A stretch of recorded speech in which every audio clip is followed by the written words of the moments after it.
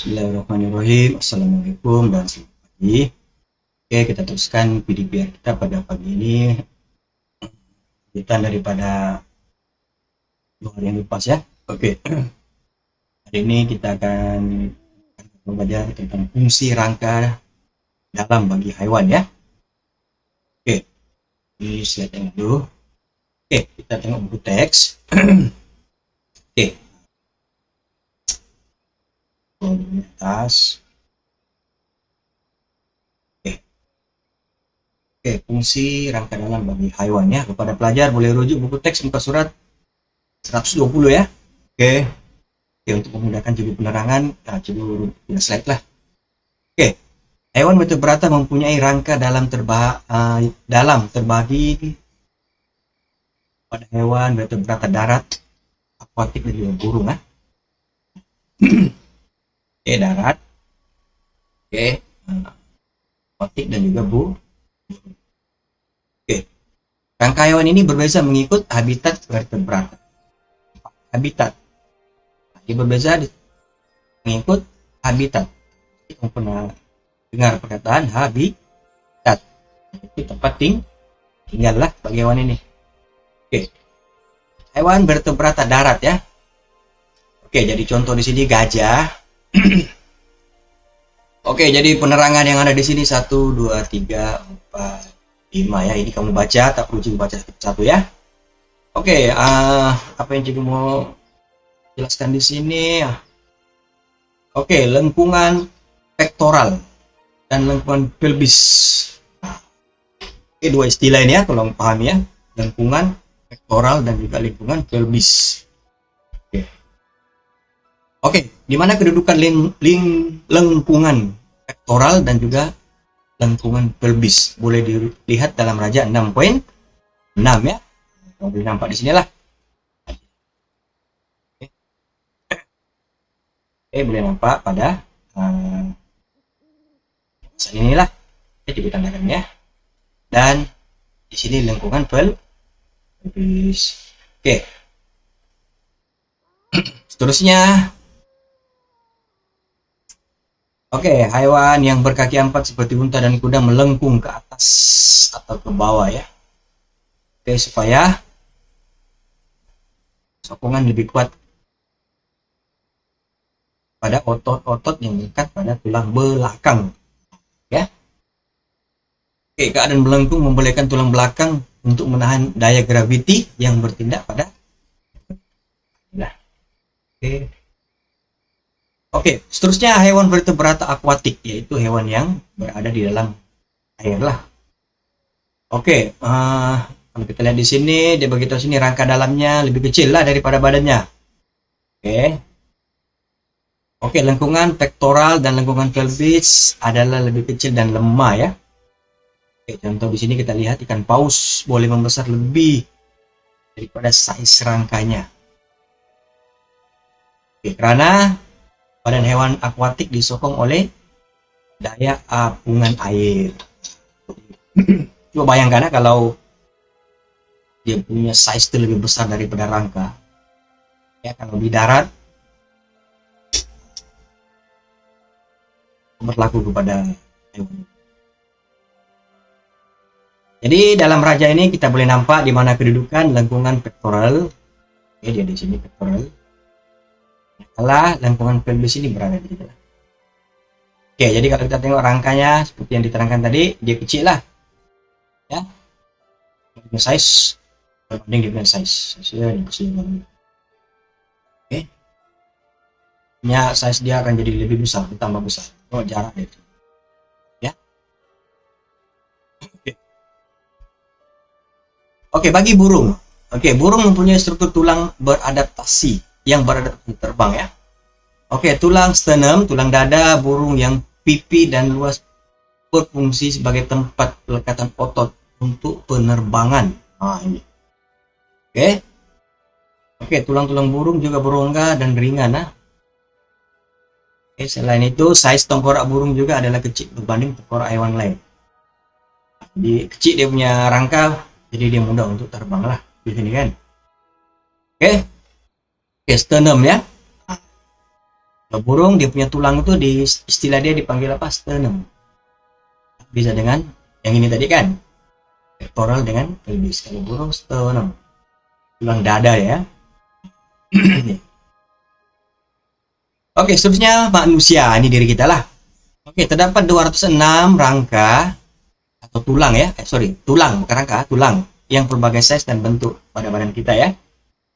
Oke, dibagikan kepada dua yaitu paksi, rangka paksi dan juga rangka appendage. Appendage. Oke. Oke, rangka paksi terdiri daripada tengkorak, turus vertebrata, sternum dan tulang rusuk. Appendage pula lengkungan pectoral, tulang tangan, lengkungan pelvic serta tulang kaki.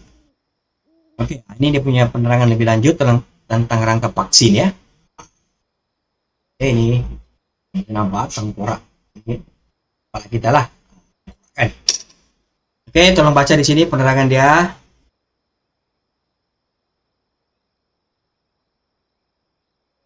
Oke, turus vertebrata, tulang belakang ya, terdiri daripada 33 ruas.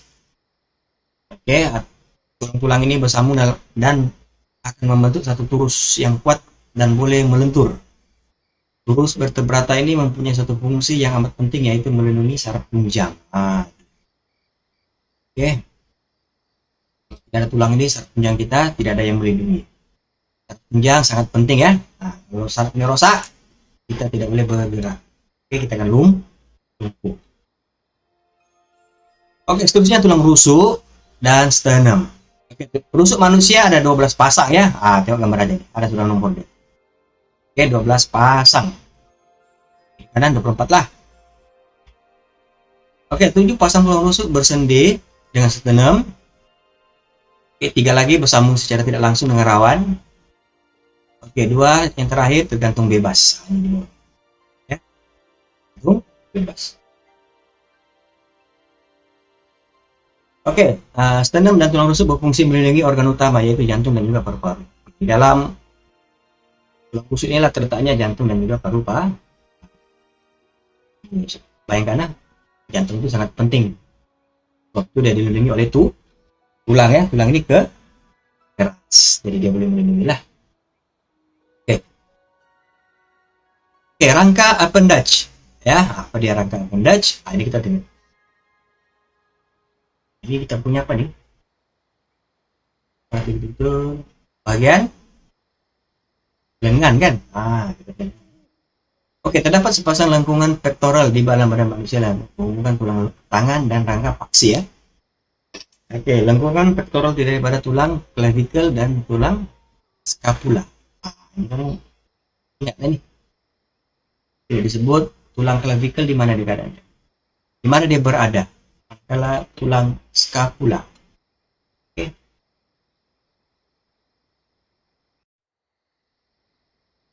Oke, seterusnya tulang tangan.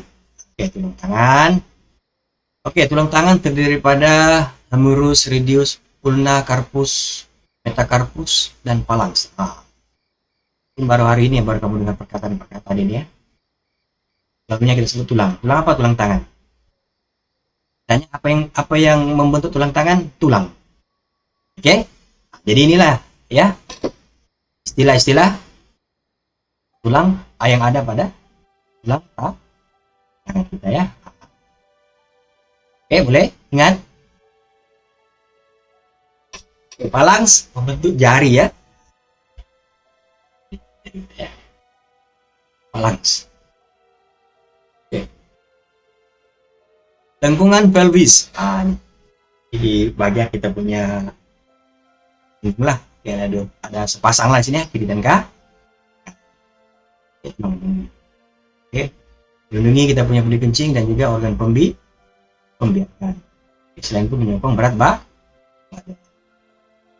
Oke, tulang kaki, femur, tulang paha ya. Dalam paha itu tulang femur lah dipanggil. Oke, patella, lutut, fibula.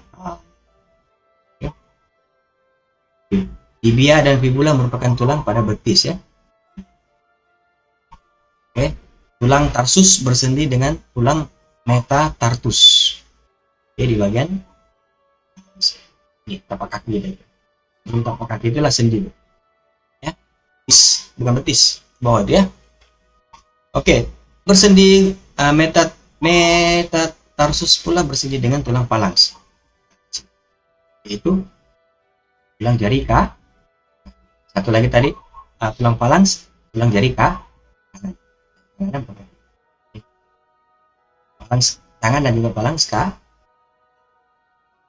Oke, kita sampai kepada topik membandingkan kekuatan tulang yang padat dan tulang yang berongga ya. Oke, apa makna tulang yang padat? Tulang yang berongga. Siapa pernah makan sup tulang? Oke. Vertebrata darat seperti gajah mempunyai tulang yang besar padat. Oke, hal ini demikian karena keseluruhan berat badannya disokong oleh rangka dalam ya. Oke, burung mempunyai tulang-tulang berongga untuk membolehkannya terbang. Ya, kalau burung ini tulangnya padat, berat, silap-silap dia tidak boleh terbang. Oke, manakala kalau gajah ini pula tulangnya berongga, mungkin gajah ini tidak boleh berjalan, patah. Oke, tulang berongga mempunyai kelebihan. Nah, oke, ini tulang berongga ya, kita nampak tulang ini berongga. Ini bagi burung lah kan. Apa dikatakan berongga nih, banyak lubang-lubang. Besar gitu. Oke, ringan dan kuat, membenarkan vertebrata bergerak dengan lebih cepat, memerlukan kalsium dan fosforus yang kurang. Oke, tulang berongga mempunyai beberapa kelebihan, ringan dan kuat. Oke, sistem sokongan dengan faktor kestabilan hewan ya. Oke, sistem sokongan yang baik membolehkan suatu hewan itu bergerak dengan lebih lancar. Kestabilan suatu hewan berbeda mengikut titik keseimbangan pada sistem sokongan hewan tersebut. Oke, jadi pusat gravity ya. Kadang-kadang kita berdiri kan, kita macam mau terjatuh kan. Sebab pusat gravity kita tidak seimbang. Ini dia punya penjelasan, kamu baca lah ya. Oke, kedudukan pusat gravity memainkan peran penting pada hewan. Oke, ini biasa, kamu baca. Oke, jerapah kurang stabil semasa berdiri karena pusat gravity dia tinggi ya, berbanding kura-kura dan buaya yang stabil secara semula jadi karena pusat gravity dia akan kura-kura. Ada di kaki, ada tapi rendah. Jadi bila rendah, maka pusat gravity-nya stabil lah atau kurang. Oke, faktor yang mempengaruhi kestabilan satu objek. Coba rasa activity ini pernah kamu buat dulu masa 3 ya. Kan? Kalau ingat balik lah. Oke, P lebih stabil daripada Q. Oke, dari segi ketinggian ya, ataupun pusat gravity. Oke, luas tapak pula, semakin luas tapak semakin stabil berbanding luas tapak yang kecil, seperti ditunjukkan dalam gambar S ini lah. Oke, penyelesaian masalah kestabilan bagi hewan ya. Coba tengok hewan zirafah ini ya. Jadi apabila dia mau minum, dia terpaksa kangkang dia punya kaki kan, kaki hadapan, kaki belakang, di hadapan dia. Oke, supaya dia seimbang. Kalau tidak nanti dia akan jatuh. Tadi inilah kan, nampak jadi stabil, dia kasih kangkang.